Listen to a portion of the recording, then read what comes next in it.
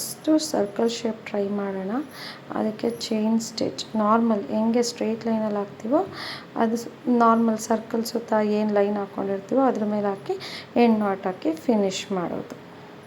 ಎರಡನೇದು triangle shape. ಇದನ್ನು ಅಷ್ಟೇ ಸರ್ಕಲ್ ಶೇಪಲ್ಲಿ ಹೆಂಗೆ ಚೈನ್ ಸ್ಟಿಚ್ ಹಾಕಿದ್ವು ಒಂದೇ ಸಮ ಹಾಕಿದ್ರೆ ಡಿಸೈನ್ ಚೆನ್ನಾಗೂ ಕಾಣುತ್ತೆ, ಫಿನಿಶಿಂಗು ಚೆನ್ನಾಗಿ ಬರುತ್ತೆ.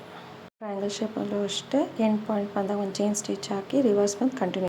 ನಾವು ಹಾಕ್ಬೇಕಾಗಿರೋ ಲೈನ್ ಆಪೋಸಿಟ್ ಡೈರೆಕ್ಷನ್ ಒಂದು ಚೈನ್ ಸ್ಟಿಚ್ ಹಾಕಿ ಆಮೇಲೆ ಸ್ಟಿಚ್ ಕಂಟಿನ್ಯೂ ಮಾಡಿದ್ರೆ ಆ ಎಡ್ಜ್ ಪಾಯಿಂಟು ಶೇಪ್ ಕರೆಕ್ಟಾಗಿ ಬರುತ್ತೆ.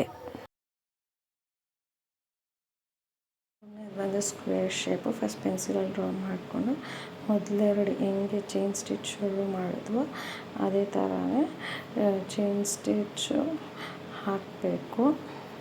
ಆರಿ ವರ್ಕಲ್ಲಿ ನಾವು ಫಸ್ಟ್ ಕಲಿಯೋದೆ chain stitch. First basic stitch ಶುರು ಆಗೋದೆ ಇದರಿಂದ. ಯಾವ ಡೈರೆಕ್ಷನ್ಗೆ ಹೋಗಬೇಕೋ ಅದ್ರ ಆಪೋಸಿಟ್ ಡೈರೆಕ್ಷನಲ್ಲಿ ಒಂದು ಚೈನ್ ಸ್ಟಿಚ್ ಹಾಕಿ ರಿವರ್ಸ್ ಬಂದು ಚೈನ್ ಸ್ಟಿಚ್ ಕಂಟಿನ್ಯೂ ಮಾಡಿಬಿಟ್ರೆ ಫಿನಿಶಿಂಗ್ ಚೆನ್ನಾಗಿ ಮಾಡಿದ್ರೆ ನಿಮಗೆ ಎಡ್ಜ್ ಫಿನಿಶಿಂಗ್ ಚೆನ್ನಾಗಿ ಬರುತ್ತೆ ಮತ್ತು ಬಾಕ್ಸ್ ಆ ಸ್ಕ್ವೇರ್ ಶೇಪ್ ಕೂಡ ಚೆನ್ನಾಗಿ ಕಾಣುತ್ತೆ.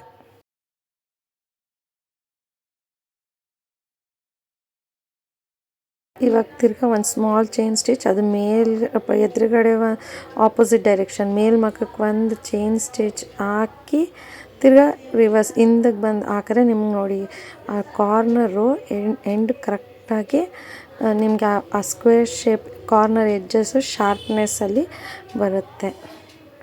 ಅದೇ ಥರ 4 ಕಾರ್ನರಲ್ಲೂ ನೀವು ಮಾಡಿದ್ರೆ ನಿಮ್ಗೆ ಸ್ಕ್ವೇರ್ ಶೇಪ್ ಪರ್ಫೆಕ್ಟಾಗಿ ಬರುತ್ತೆ. ನಿಮ್ಗೇನಾದರೂ ಈ ವಿಡಿಯೋ ಇಷ್ಟ ಆಗಿದೆ like, share, comment and subscribe ಮಾಡಿ. Thank you so much.